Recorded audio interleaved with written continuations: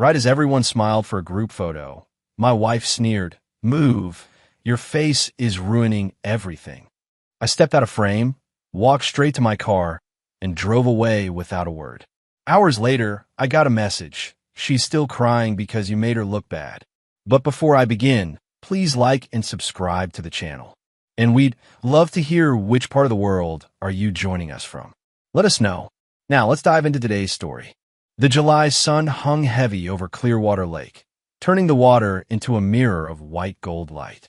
Harry Voss stood at the edge of the gathering, a paper cup of lemonade warming in his palm. The ice had melted 20 minutes ago, but he hadn't taken a sip. He just needed something to hold. Around him, the Voss family reunion unfolded with its usual choreography. Aunts fussed over potato salad. Uncles debated the Vikings' upcoming season with the kind of passion reserved for things that didn't actually matter. Children shrieked as they chased each other across the grass, their voices sharp against the low murmur of adult conversation. Harry had learned to navigate these gatherings the way a sailor learns to read dangerous waters. Stay quiet. Smile when expected. Don't offer opinions unless directly asked, and even then, keep them mild. Take up as little space as possible. It had taken him years to perfect this disappearing act. His wife, Brenda, stood 15 feet away, her laughter ringing out over the crowd.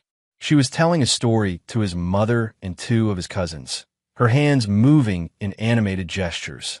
Whatever she was saying had them captivated. Brenda had always been good at that, commanding a room, drawing eyes, making people lean in. Harry used to love that about her. Now it just made him tired. "All right, everyone." Uncle Pete's voice boomed across the lawn. "Time for the family photo. Let's get set up by the dock." The crowd began to migrate toward the weathered wooden dock that stretched out over the lake. Harry moved with them, careful to position himself toward the back. He'd learned that lesson too. The back meant less visibility, less chance of doing something wrong. The photographer, a young woman Pete had hired from town, directed them into position. Taller people in back, shorter people in front, children kneeling on the dock itself. The usual arrangement. Harry stood in the third row, between his brother David and a cousin whose name he could never quite remember. He held the paper cup against his chest, then realized how ridiculous that would look and set it down on the grass behind him. "Okay, on three," the photographer called out, raising her camera. "1, 2. That was when Brenda materialized beside him. She'd been standing with his mother in the second row, but she must have noticed him in her peripheral vision. Her smile never wavered as she turned her head, just barely, toward him. To anyone watching, she looked pleasant, engaged, a devoted wife, making sure everyone was in the right place. Her voice dropped to a whisper that only he could hear. "Step back." Harry's stomach tightened. The familiar ice water feeling spread through his chest. "You're messing up the picture," she added, still smiling. "Your face. It's blocking Aunt Linda." It wasn't anger in her tone. That would have been easier to process. It was irritation. Clinical. Matter of fact. The way someone might point out a stain on a shirt or a crooked picture frame. She'd been doing this for years now. These little corrections. At first, Harry had tried to defend himself. To explain. To suggest that maybe, sometimes, he wasn't actually doing anything wrong. But Brenda had a gift for making him doubt his own perception. She'd sigh, roll her eyes, tell him he was being too sensitive, tell him she was just trying to help, tell him that if he'd just listened for once, things would go so much smoother. Eventually, he'd stopped defending himself. He'd started believing her. Harry took a step backward out of the frame. The photographer didn't notice. She was focused on her camera settings, adjusting the aperture to account for the bright sunlight. His mother didn't notice. She was fixing his nephew's collar. David didn't notice. He was checking his phone. Brenda noticed, of course. She gave a small nod, satisfied, and returned her attention to the camera, her smile brightening. And something inside Harry, something that had been bending for 15 years, finally broke. Not with a snap, not with rage or tears or any of the dramatic reactions he'd imagined during sleepless nights. It broke the way old rope breaks when the last fiber gives way. Quietly, inevitably, he didn't step back into the frame. Instead, he kept walking, past the photographer, Past the picnic tables loaded with food his mother had spent all morning preparing. Past his brothers, who were laughing at something on David's phone. Past Brenda's parents, who sat in lawn chairs with plates balanced on their laps. No one called after him. No one asked where he was going. He walked across the grass, his shoes crunching on gravel as he reached the parking area. His truck sat in the third row, a faded blue Ford that Brenda had always hated. Too old, too practical, too much like him. Harry pulled the keys from his pocket and climbed in. The engine turned over with its familiar rumble. He put it in reverse, backed out carefully, then shifted into drive. As he pulled on a main road, he glanced in the rearview mirror. The dock was still visible through the trees. He could see the cluster of people, all facing the camera. Someone must have taken his place by now. The picture would be complete. Perfect. Better without him. Harry drove south, away from Clearwater Lake. The familiar landmarks passed in a blur. The gas station where he and Brenda used to stop for coffee, the antique shop his mother loved, the stretch of forest where he'd learned to fish as a boy. He expected rage to hit him any second, or grief, some kind of emotional eruption that matched the magnitude of what he'd just done. Instead, he felt something quieter. Relief. The word settled into his chest like a warm stone. Relief. After 15 years of marriage, of trying to be smaller, quieter, less of an inconvenience, he felt relief. When had it started? Not on their wedding day. That had been genuine happiness, the kind that made his hands shake as he said his vows. Not even in the first year, when they were still learning each other's rhythms. It had been gradual. A joke here, a correction there. Little adjustments to his behavior that Brenda framed as helpful suggestions. You're talking too much. Let someone else have the floor. Don't order the fish. You always complain about it later. Can you not wear that shirt? It makes you look older than you are. Each comment had seemed reasonable in isolation. She was just trying to help him be better, wasn't she? To smooth his rough edges. To make him more presentable. But the comments had multiplied, spread, metastasized. Soon she was correcting him mid-sentence at parties. Apologizing to friends on his behalf for things he didn't think required apologies. Telling stories that made him the punchline. Harmless stories, she insisted, just funny little anecdotes that everyone enjoyed. He'd started believing the narrative she was building. That he was difficult, too sensitive, socially awkward in ways he couldn't quite perceive, but that everyone else could see clearly. He'd started apologizing for existing. At first, he thought marriage meant compromise, give and take, meeting in the middle. Later, he realized it meant endurance. And today, standing on that dock with 40 people around him, he'd realized something else. It didn't have to mean anything at all. He could just leave. The thought was so simple it almost made him laugh. He could just leave. Stop enduring. Stop compromising. Stop apologizing for taking up space in a photograph at his own family reunion. The highway stretched ahead, empty except for a few scattered cars. Harry rolled down the window. Warm July air rushed in, carrying the scent of pine and hot asphalt. He turned on the radio, then turned it off again. He wanted quiet. For the first time in years, he wanted to hear his own thoughts without someone else's voice overlaying them. By the time he reached the city limits, the sun had started its descent toward the horizon. He pulled into a fast food restaurant. Not one of the places Brenda liked, but a simple burger joint where the food was hot and the staff didn't care if you sat alone. He ordered at the counter, carried his tray to a booth by the window, and ate slowly. The burger tasted better than it should have. Maybe because no one was watching him eat. No one was commenting on his choices or suggesting he should have ordered something else. His phone buzzed. Once. Twice. 3 times. He pulled it out and looked at the screen. 3 missed calls from Brenda. 2 text messages. The first text read, "Where did you go?" The second, "You're embarrassing me in front of everyone." Harry set the phone face down on the table and took another bite of his burger. He didn't feel guilty. He felt free. That night, Harry checked into a motel just outside the city. It was clean enough, standard chain accommodation with thin walls and a bathroom that smelled like industrial cleaner. He sat on the edge of the bed and stared at his phone. 17 missed calls now. 6 text messages. 1 voicemail. He listened to the voicemail on speaker, Brenda's voice filling the small room. "Harry, this is ridiculous. You can't just walk away from your own family reunion. People are asking questions. What am I supposed to tell them? Call me back. Now. Not, are you okay? Not, is something wrong? Just concern about appearances. About what people would think. Harry deleted the voicemail and opened his messages. He scrolled past Brenda's texts to find his sister's name. Mallory, 2 years younger than him, married to a carpenter, mother of 3. He typed, "I'm fine. Don't worry." Her response came almost immediately. Thank God. Brenda is losing it. What happened? Harry stared at the message for a long moment. How did you summarize 15 years in a text? How did you explain that you'd finally had enough of being treated like an inconvenience in your own life? He typed, "I just needed to leave. I'll explain later." 3 dots appeared, showing Mallory was typing. They disappeared, appeared again. Finally, a message came through. "Okay, I'm here if you need me."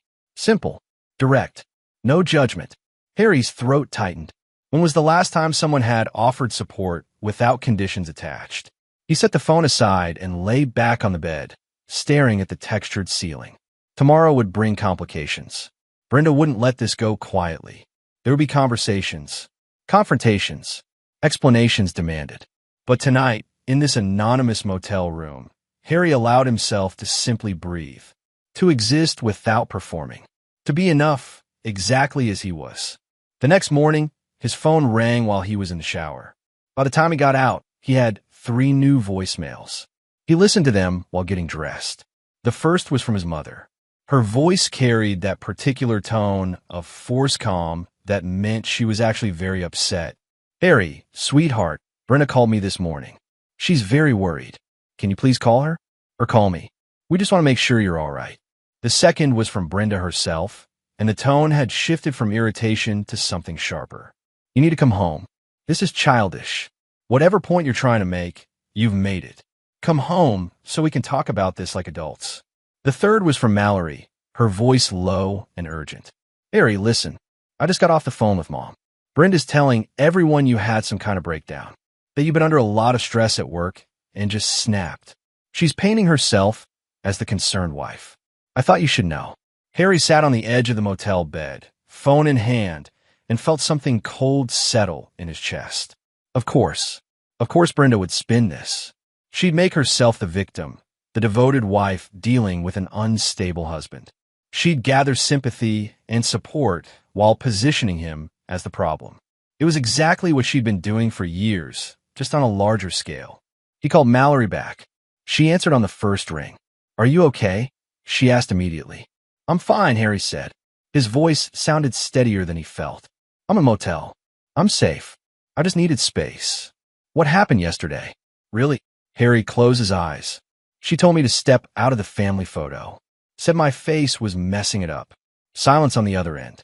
Then quietly, "Jesus, Harry. It wasn't just that," he continued. "It was everything. 15 years of everything. I couldn't do it anymore." "I get it," Mallory said. "I've seen how she treats you. We all have." Then why didn't anyone say anything? Another pause. When Mallory spoke again, her voice was careful. "Because it's complicated. Because marriage is private. Because Brenda's good at making it look like harmless teasing. And because..." She trailed off. "Because what?" "Because you seem like you were okay with it. Like you'd accepted it." Harry's jaw tightened. "I wasn't okay with it. I was surviving it." "I know that now," Mallory said softly. "What are you going to do?" "I don't know yet. But I'm not going back. Not to the house. Not to the way things were. She's going to fight you on this." "Let her." Mallory was quiet for a moment. Then she said, "Good. It's about time you fought back." After they hung up, Harry sat in the silence of the motel room. His phone buzzed with another call. Brenda again, but he didn't answer.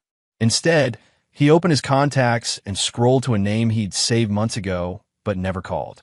Robert Chun, divorce attorney. Harry had met him at a continuing education seminar for accountants and lawyers. They'd struck up a conversation over coffee during a break. Robert had given him his car with a wry smile. "Just in case you ever need it. Nobody likes thinking they will, but life's unpredictable." Harry had kept the card. He'd told himself it was just good to have, just in case. Now he understood he'd been preparing for this moment for longer than he'd admitted. He dialed the number. By mid-afternoon, Harry had moved his belongings from the motel to his brother David's spare room. David had asked only 3 questions. Are you okay? Do you need help moving stuff? And beer or coffee? The spare room was small, barely large enough for a bed and a dresser, but it had a window that looked out onto David's backyard, where his kids played on a worn swing set. Harry unpacked his clothes into the dresser drawers and felt a strange sense of displacement. These were his things, but they'd always existed within the context of the house he'd shared with Brenda. His shirts had hung next to hers. His shoes had been lined up by the door she'd chosen. Even his books had sat on shelves she'd approved. Here, in David's spare room, they were just objects. Neutral. His alone. His phone rang again. This time, the caller ID showed his mother's name. He answered. Hi, Mom. Harry. Her voice was tight with worry. Please tell me what's going on. Brenda says you won't talk to her. She says you just disappeared. I left the reunion because I needed to. I'm staying with David for a while. But why? What happened? Brenda's beside herself. She thinks you're having some kind of crisis. Harry sat on the edge of the bed. Through the window, he could see David's youngest daughter pumping her legs on the swing, her hair flying behind her. Mom, can I ask you something? Of course. At the reunion, when Brenda told me to step out of the family photo, did you hear her? A pause. No, honey, I didn't. What do you mean? She told me to get out of the picture because my face was blocking someone. So I left. Another pause, longer this time. She said that. She's been saying things like that for 15 years. This was just the last time. His mother was quiet. Harry could hear her breathing, the soft catch that meant she was trying to process something uncomfortable. I didn't know, she said finally. I mean, I knew she could be particular, but I thought that was just her personality. Exacting. Type A. It's not exacting when it's only directed at one person, Mom. It's just mean. Harry, I'm not asking you to take sides. I just need you to understand that I didn't leave because I'm having a breakdown. I left because I was tired of being treated like I don't matter. His mother's voice cracked slightly. You matter. Of course you matter. Then trust me when I say this is what I need to do. There was a long silence. Then his mother said, Okay, if this is what you need, I'll support you. But Harry, yeah. Be careful.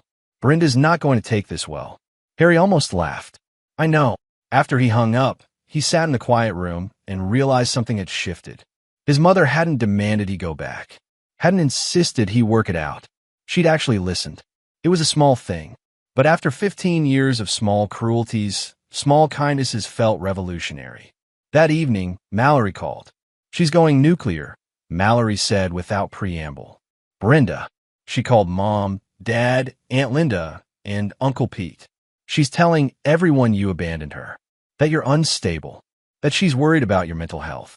Harry leaned against David's kitchen counter. Through the wall, he could hear David's wife reading bedtime stories to the kids. Let her talk, he said. You're not worried? What's she going to say that isn't already a lie?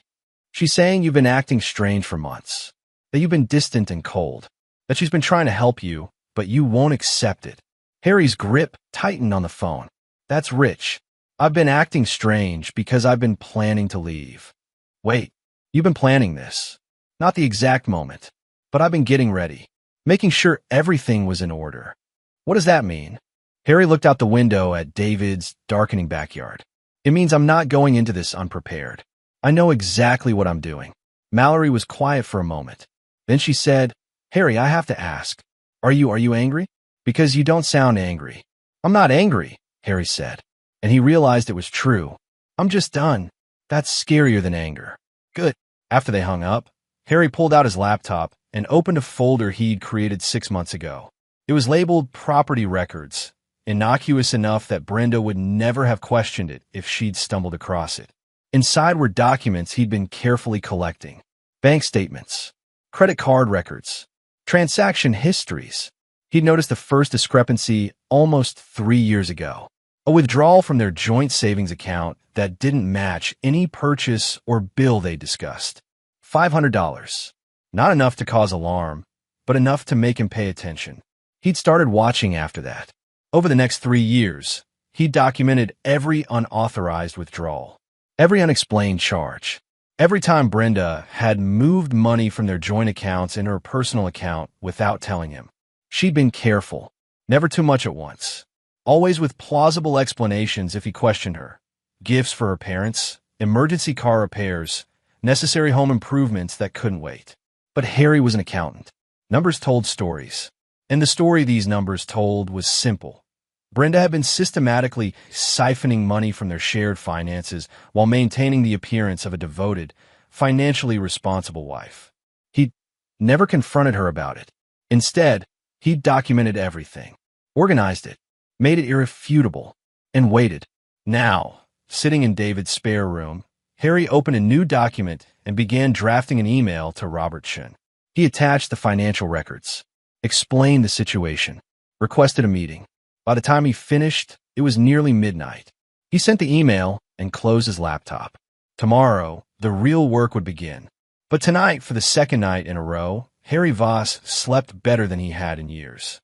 The meeting with Robert Shun happened on a Tuesday afternoon in a downtown office with minimal furniture and maximum efficiency.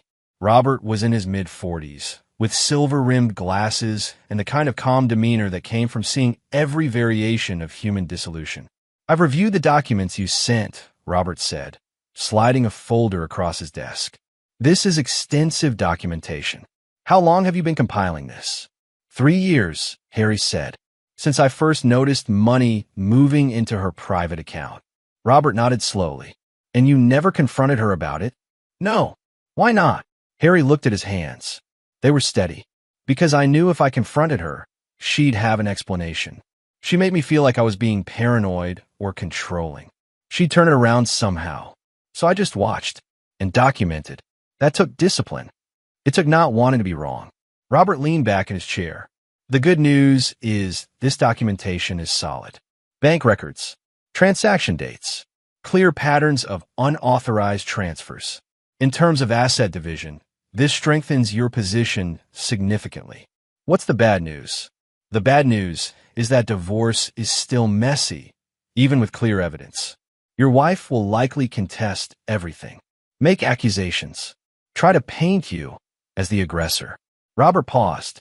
"From what you've told me about her behavior, she's going to fight dirty." Harry met his eyes. "I'm ready for that. Are you?"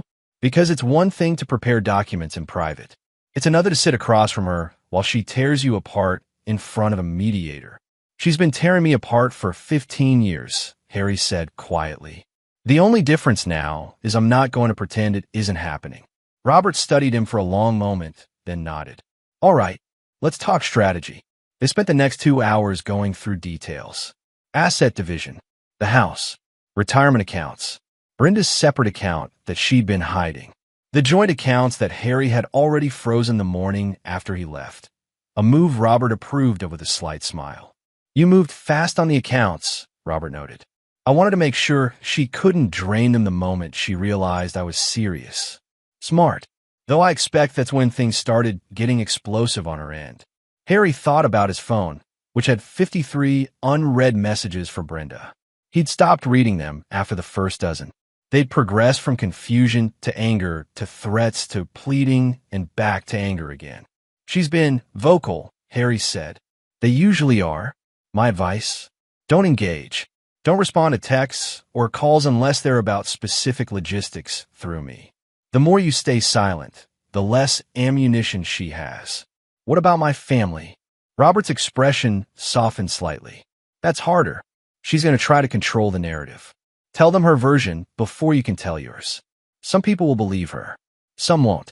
All you can do is be consistent and let the facts speak for themselves." Harry nodded. He'd already experienced the first wave of this. His mother's worried calls, cousins reaching out with concerns, friends of Brenda's sending carefully worded messages about how worried everyone was. Mallory had been his anchor through it. She'd been fielding calls, quietly correcting Brenda's narrative where she could, reminding people that they didn't know the whole story. But Harry knew it would get worse before it got better. "One more thing," Robert said, pulling out another document. "I'm going to file the divorce petition this week. Once that's official, Brenda will receive the papers. That's when reality is going to hit her. Be prepared for escalation." "What kind of escalation?" "Anger, Possibly bargaining. Definitely blame.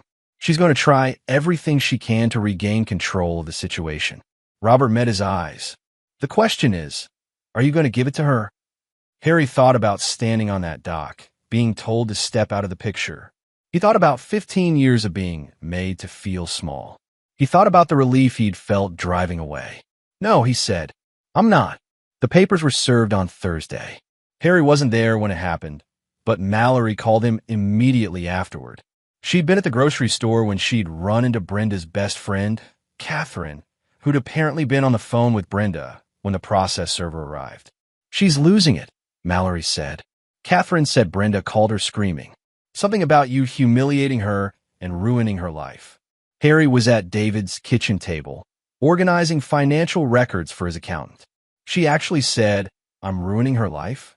Apparently, she's telling people you blindsided her, that you never said anything was wrong and just served her papers out of nowhere. Harry set down his pen. That's not true. I know it's not true, but that's the story she's selling. Did she mention the bank accounts? Catherine didn't say, but I'm guessing that's part of why she's so angry. She probably tried to access money and found out you'd frozen everything. Harry had frozen their joint accounts the day he left.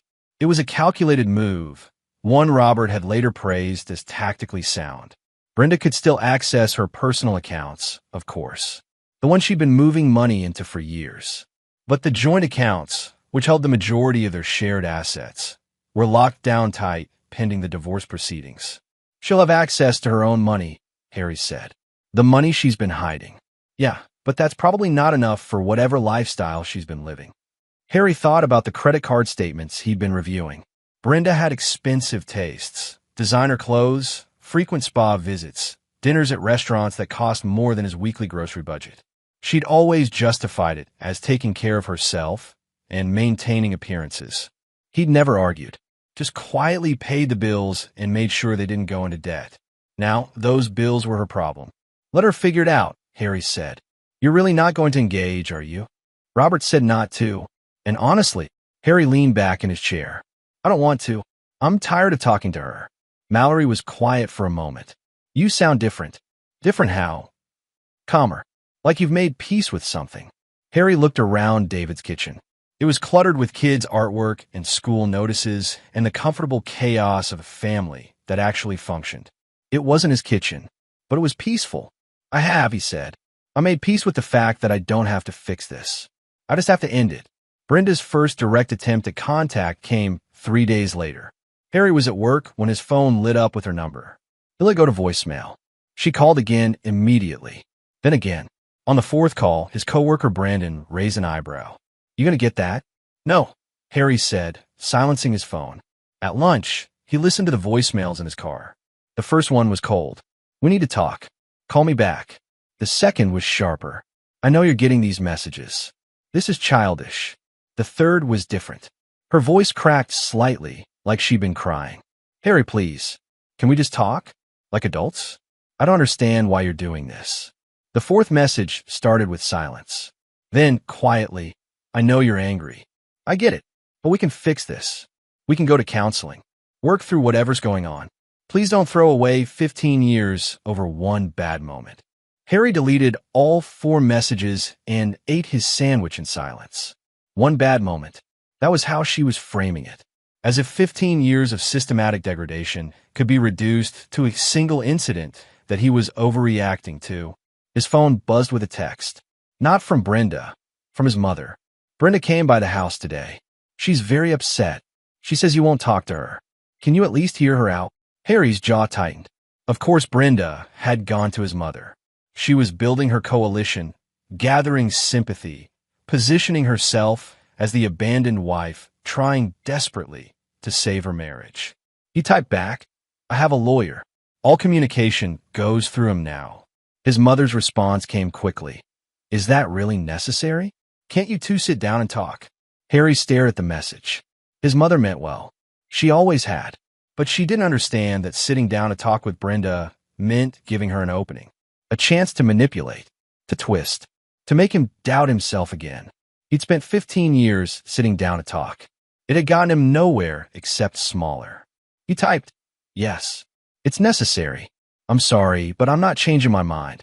His mother didn't respond. Harry finished his sandwich and went back to work. His phone stayed silent for the rest of the afternoon.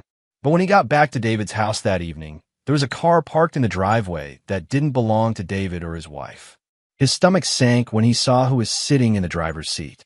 Brenda. She got out as he pulled in, her expression a careful mixture of hurt and determination. She'd dressed up, not overdressed, but deliberately put together in a way that suggested she'd been preparing for this confrontation. Harry parked and got out slowly. David appeared in the doorway of the house, clearly uncertain whether to intervene. "I'll handle it," Harry called to him. David nodded and went back inside, though Harry could see him watching through the window. Brenda approached, stopping a few feet away. Up close, he could see she'd been crying. Her eyes were red, her makeup slightly smudged. "We need to talk," she said. "Through lawyers," Harry replied. "Don't be like that. Please, just give me 5 minutes." "No, Harry, this is insane. You can't just walk away from 15 years of marriage without even talking to me." "I can," Harry said quietly. "And I am." "What?" Her voice broke. "What did I do that was so terrible? So I told you to step out of photo. Is that worth ending our marriage over?" Harry looked at her, really looked at her, at the woman he'd loved for 15 years. The woman who'd made him laugh in their first year together, who'd held his hand at his father's funeral, who'd built a life with him that looked perfect from the outside. And he saw, clearly now, that the person standing in front of him had never seen him at all. Just an idea of him, a role he was supposed to fill. "It's not about the photo," he said. "It's about every time you made me feel like I wasn't enough. Every time you corrected me in front of people. Every time you apologized for me. Every time you told me I was too sensitive when I said something hurt. I was trying to help you." "No," Harry interrupted. "You were trying to control me. There's a difference." Brenda's expression shifted. The hurt faded slightly, replaced by something harder. "I made you better. You were awkward and socially clueless when we met. I taught you how to present yourself, how to be someone people respect. You taught me how to be quiet, how to disappear, how to apologize for existing. That's not fair, isn't it?" Harry felt his composure holding, solid as bedrock. "When was the last time you asked me what I wanted? What I thought? When was the last time my opinion mattered as much as yours?" Brenda opened her mouth, then closed it. For the first time in years, she seemed at a loss for words. "That's what I thought," Harry said. He turned toward the house. "Wait." Her voice was sharp now, desperate. "You don't get to do this. You don't get to just walk away and act like you're the victim here. I gave you everything. I built a life for us. I made sacrifices." Harry turned back. "What sacrifices?" "I stayed home when I could have worked. I took care of your family. I hosted every holiday, every party, every gathering. I maintained our home, our reputation, our social life. What did you do?" The question hung in the air. Harry felt something cold and precise settle in his chest. This was it, the moment he'd been preparing for. "I paid for it," he said quietly. "All of it. Every sacrifice you claim to have made, I funded." Brenda's eyes narrowed. "That's what husbands do. And wives." Harry pulled out his phone and opened a file, one of many he'd prepared for exactly this moment. Do wives systematically move money into private accounts without telling their husbands?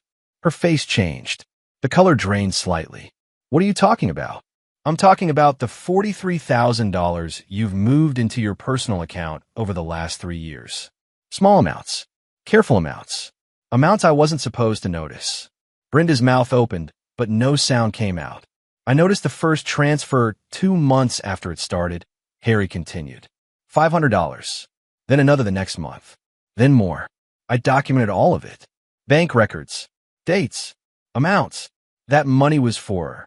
For what? Emergency car repairs that never happened? Home improvements you never mentioned?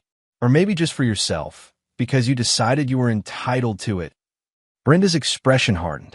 "You're my husband. What's yours is mine. That's how marriage works." "What's ours is ours," Harry corrected. "What's mine is mine. And what's yours is yours. You had no right to take money without discussion. This is why you left." She laughed, but sounded forced. "Because I spent some money? You're pathetic." "I left because you made me feel worthless," Harry said. The money is just evidence that you thought I was too stupid to notice. I never thought you were stupid. No, you thought I was controllable, manageable, someone who would just accept whatever you did because I was too weak to push back. Brenda's jaw tightened. You're making a huge mistake. If you go through with this, you're going to regret it. I'll make sure everyone knows what kind of person you really are. Go ahead, Harry said. Tell them. Tell them how your husband documented your financial deception for 3 years. Tell them how you treated him like he was an inconvenience in his own life. Tell them whatever story you want. The truth is on my side. He turned and walked toward the house. This time, she didn't call after him. David was waiting inside, his expression concerned. You okay? Harry leaned against the closed door. His hands were shaking slightly, adrenaline finally catching up to him. Yeah, he said. I am. She looked pretty rattled. Good. Through the window, they watched Brenda get into her car. She sat there for a long moment, hands gripping the steering wheel, before starting the engine and pulling away. David clapped Harry on the shoulder. Beer.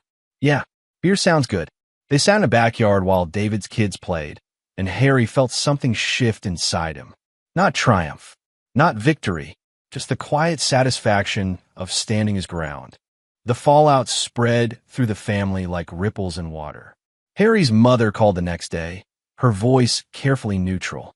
Brenda says you accused her of stealing money. I didn't accuse her. I showed her the documentation. A pause. Is it true? Yes. Another pause, longer this time. Harry, I'm trying to understand. Why didn't you tell anyone this was happening? Because I needed to be sure, and because I knew she'd deny it or make it seem justified somehow. His mother was quiet. Then softly, I believe you. The words hit harder than Harry expected. He'd been preparing for doubt, for pushback, for demands that he give Brenda another chance. Thank you, he managed. I'm sorry, his mother said. I'm sorry I didn't see what was happening. I thought she was just strong-willed. Type A. I didn't realize she was hurting you. It's okay, Mom. It's not, but we'll make it okay. Whatever you need. After they hung up, Harry sat in the quiet of David's spare room and felt something loosen in his chest. He hadn't realized how much he needed his mother to believe him. Mallory called an hour later with an update. Brenda's parents called Mom, and they wanted to know if it's true about the money. Mom told them to talk to you directly if they want answers. Are they going to? Probably not. They're embarrassed. From what Mom said, they had no idea Brenda was doing that. Harry thought about Brenda's parents, Gerald and Patricia. They'd always been kind to him, polite, pleasant, but they'd also raised Brenda to believe she deserved the world on a silver platter. How's Brenda taking it? Harry asked. According to Catherine, who's still in contact with her, she's furious, saying you're vindictive and cruel, that you're destroying her reputation. I'm just telling the truth. I know, but the truth isn't kind to her, so she's going to fight it. Let her fight. Mallory laughed softly. You really have changed. No, Harry said. I just stopped pretending. The shift in family dynamics became clearer over the next few weeks. Brenda's version of events, that Harry had abandoned her without warning, that he was being irrational and cruel, started to crumble as more people learned the details. Her brother, Michael, returned Harry's tools without comment. They'd been expensive tools, ones Harry had lent him 2 years ago and never gotten back. He dropped them off at David's house with a simple note, sorry, should have done this sooner. Friends stopped inviting Brenda to gatherings, not because Harry asked them to, but because the truth made social interaction awkward. What do you say to someone who's been quietly exposed as a financial manipulator? Even Catherine, Brenda's best friend, started distancing herself. Mallory heard through the grapevine that Catherine had confronted Brenda about the money, and Brenda had responded by cutting her off completely. She's isolating herself, Mallory observed during one of their weekly phone calls. The more people question her, the more she pushes them away. That's her choice, Harry said. Do you feel bad about it? Harry considered the question. Did he feel bad that his ex-wife was losing friends and support because her own behavior had caught up with her? No, he said finally. I feel relieved that people are seeing what I saw. The divorce proceedings moved forward with mechanical efficiency. Robert handled the legal aspects with calm professionalism, and Harry provided every document requested. bank statements, tax returns, property records, communication logs. Brenda hired a lawyer, an aggressive one who tried to paint Harry as controlling and financially abusive for freezing the joint accounts. Robert dismantled that argument in one brief, citing the documented evidence of Brenda's unauthorized transfers. Your client moved $43,000 into a private account without her husband's knowledge or consent, Robert wrote in the response. Mr. Voss's action to freeze joint assets was a reasonable protection measure, not financial abuse. Brenda's lawyer tried a different angle, claiming Harry had emotionally abandoned his wife and was using the divorce as punishment. Robert's response was equally measured. Mr. Voss removed himself from a harmful situation. Ms. Voss's characterization of this as abandonment is both inaccurate and manipulative. Harry read the legal filings with a strange sense of detachment. These were his 15 years of marriage, reduced to legal arguments and asset divisions. It should have hurt more than it did. Instead, it felt like watching a surgeon remove something that had been slowly poisoning him. Clean, necessary, final. 6 months after Harry left, the divorce was finalized. The settlement was fair by legal standards and devastating by Brenda's. The house was sold, proceeds split evenly. Retirement accounts divided. The $43,000 in Brenda's private account was offset against her share of the joint assets, meaning she effectively got less than half. Robert called it poetic justice. Harry called it closure. On the day the papers were signed, Harry stood in the parking lot of the courthouse and felt nothing. No anger, no sadness, no lingering attachment to the life he'd left behind. Just the quiet certainty that he'd done the right thing. Mallory had offered to come with him for moral support, but he declined. This was something he needed to do alone, to face alone, to finish alone. He drove back to David's house, where he'd been living for half a year. David had insisted he stay as long as he needed, but Harry had already started looking at apartments. Small places. Affordable. His own. That evening, David's wife, Jennifer, made dinner. It was a simple meal, pasta with marinara, garlic bread, salad, but it was made with care. The kids chattered about their day at school. David told a story about a difficult client. Jennifer laughed at his delivery. Harry sat at the table and absorbed it. This was what family was supposed to feel like. Easy, warm, uncomplicated. You're quiet tonight, Jennifer observed. Everything okay? Yeah, Harry said. Actually, everything's fine. The divorce is final. David raised his beer. To new beginnings. They clinked glasses, and Harry felt something settle in his chest. A sense of rightness, of having finally, after years of bending, stood up straight. 3 months after the divorce, Harry signed a lease on a 1-bedroom apartment downtown. It wasn't large, but it had good light and a balcony that overlooked the river. He furnished it slowly, carefully, choosing each piece himself without anyone's input or approval. A sturdy couch in deep blue. A coffee table made of reclaimed wood. Bookshelves that he filled with books he'd always wanted to read, but never had time for. The apartment didn't look like a magazine spread. It looked like him. On a Saturday morning in October, Mallory helped him hang pictures in the living room. They weren't family photos. He'd left most of those behind. Instead, they were images he'd collected over the months. A landscape from a hiking trip he'd taken alone, a vintage poster of a national park he wanted to visit, a black and white photograph of an old train station. This place suits you, Mallory said, stepping back to examine their work. Yeah, it feels honest. Harry smiled. That's a good word for it. Mallory sat on the couch, accepting the coffee he handed her. Have you heard anything about Brenda? No. Why? I ran into Catherine at the store last week. She said Brenda's been struggling. Harry waited. Apparently, she had to move back in with her parents. Couldn't afford to live alone on what she got from the divorce. Harry absorbed this information.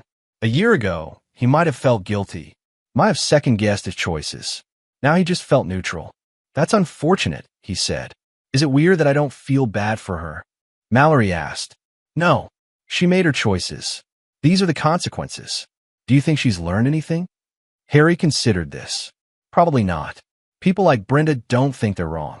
They think the world is wrong for not seeing things their way. Mallory nodded slowly. You're probably right. They sat in comfortable silence, drinking coffee and watching the river flow past below.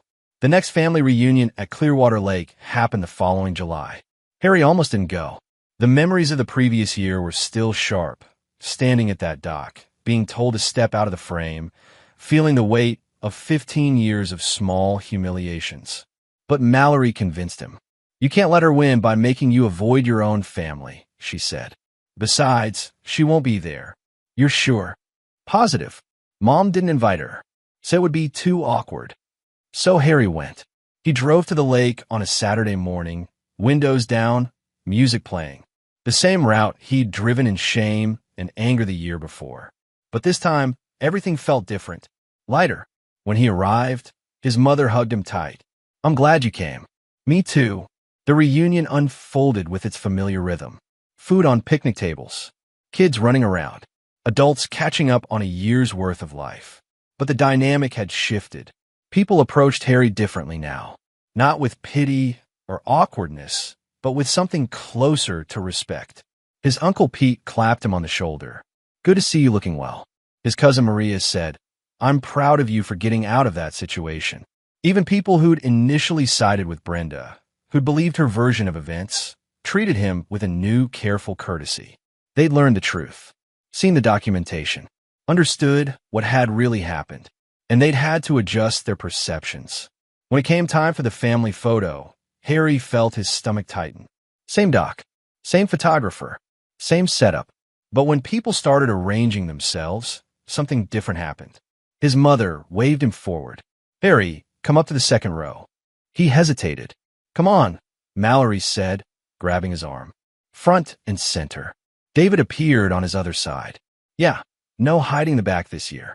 They pulled him into position, sandwiching him between them. His mother stood in front, slightly to the side. His nieces and nephews knelt on the dock. The photographer counted down. 1, 2, 3. The camera clicked. No one told him to move. No one suggested his face was blocking anyone. He stayed exactly where he was. After the photo, Harry walked down to the water's edge. The lake was calm, reflecting the afternoon sky in perfect mirror image. He stood with his hands in his pockets, breathing in the familiar scent of pine and water. Footsteps approached behind him. He turned to find his mother. Can we talk? She asked. Of course. They walked along the shore in silence for a moment. Then his mother said, I owe you an apology. Mom, no, let me say this. She stopped walking and turned to face him. I should have seen what was happening. I should have noticed how she treated you. How small you become. You didn't know. I should have. You're my son. I should have paid more attention. Her eyes were bright with unshed tears. I'm sorry. Harry hugged her. It's okay. Really. What matters is that you believed me when it counted. She pulled back, wiping her eyes. Are you happy now? Really happy? Harry thought about his apartment, his quiet mornings, the absence of criticism and correction. Yeah, he said. I am. Good. That's all I want for you. They walked back to the reunion together. As they approached, Harry saw the family gathered around the picnic tables, laughing and talking. His family, still complicated, still imperfect, but his without conditions. 6 months later, Harry was at a coffee shop near his apartment when his phone buzzed with an unknown number. He almost didn't answer, but something made him pick up. Hello. Harry. The voice was familiar. Too familiar. Brenda. A pause. Can we talk? We have nothing to talk about. Please. Just 5 minutes. I need to say something. Harry should have hung up, but curiosity, or maybe something else, made him stay on the line. Fine. 5 minutes. He heard her take a breath. When she spoke, her voice was different than he remembered. Smaller. Uncertain. I've been thinking about everything that happened, she said. About us. About how things ended. Harry waited. I didn't mean it, she continued. The way I treated you. I was stressed all the time. The family stuff, the social obligations, trying to maintain everything. I took it out on you. That's not an apology, Harry said. I know. I'm trying to. She trailed off. I miss you. You miss having someone to control. That's not fair, isn't it? Harry's voice was calm, level. You didn't miss me when I was there. You miss what I provided. Stability. Someone to manage the practical stuff while you focused on appearances. It wasn't like that. It was exactly like that. Silence on the other end. Then, quietly, I'm struggling, Harry. I can't afford to live on my own. My parents they're disappointed in me. My friends don't talk to me anymore. I have no one. That's not my problem. We were married for 15 years. Doesn't that mean anything? Harry looked out the coffee shop window at people passing by. Strangers living their lives. Moving forward. Leaving things behind. It used to, he said. But you destroyed that. Little by little. Year by year. And now it's gone. Can't we at least try to be friends? No. Why not? Because I don't forgive people who tried to erase me. Brenda's voice cracked. I never tried to erase you. Yes, Harry said quietly. You did. Every time you told me to be quieter, to take up less space, to step out of the picture. You were trying to make me disappear. I didn't think. I know. You didn't think about how it affected me. You only thought about yourself. And that's why we can't be friends. That's why there's no coming back. Harry, I'm hanging up now. Don't call this number again. He ended the call and set his phone on the table. His coffee had gone lukewarm, but he drank it anyway. Outside, the city moved on. Cars passed. People walked. Life continued. And Harry Voss, for the first time in 15 years, was exactly where he wanted to be. Another year passed. Harry got a promotion at work, recognition for the meticulous documentation skills that had always been his strength. He started hiking on weekends, reclaiming the hobby he'd abandoned because Brenda thought it was boring. He made new friends. Not many, but good ones.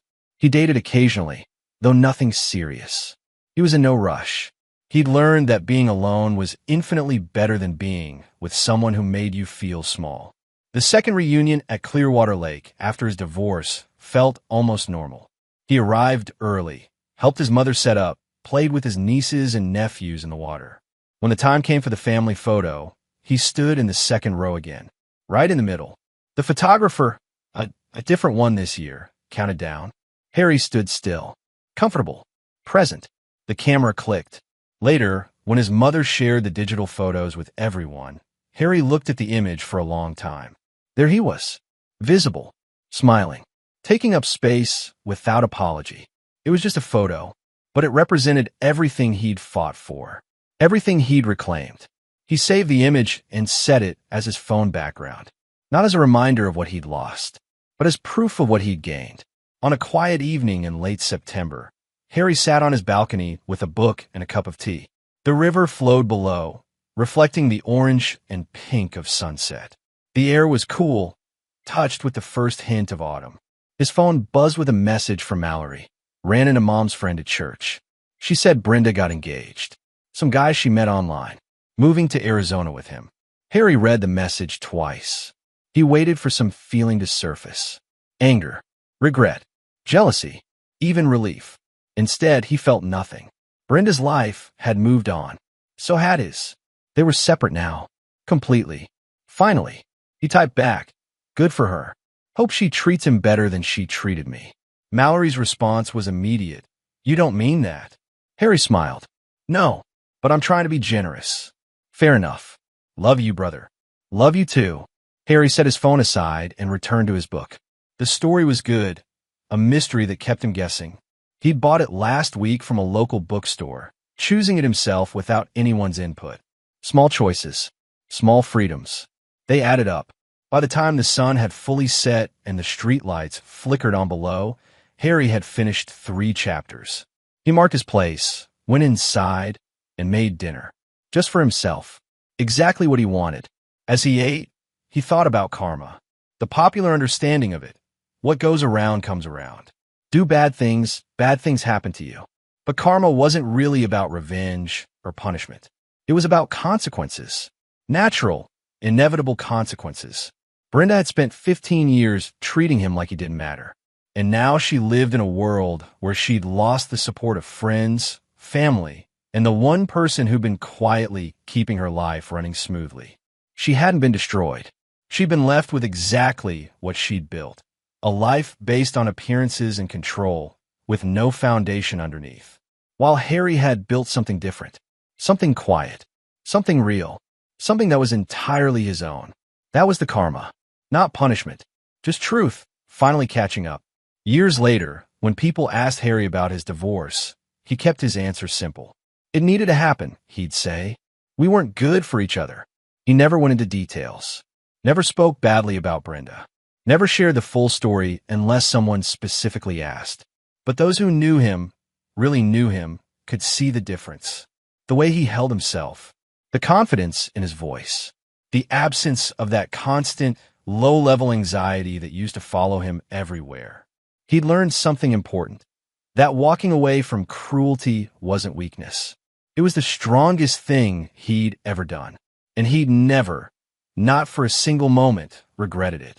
The photo from that second reunion still hung in Harry's apartment, framed and centered on his living room wall. Not because it was a perfect picture, but because it captured something true.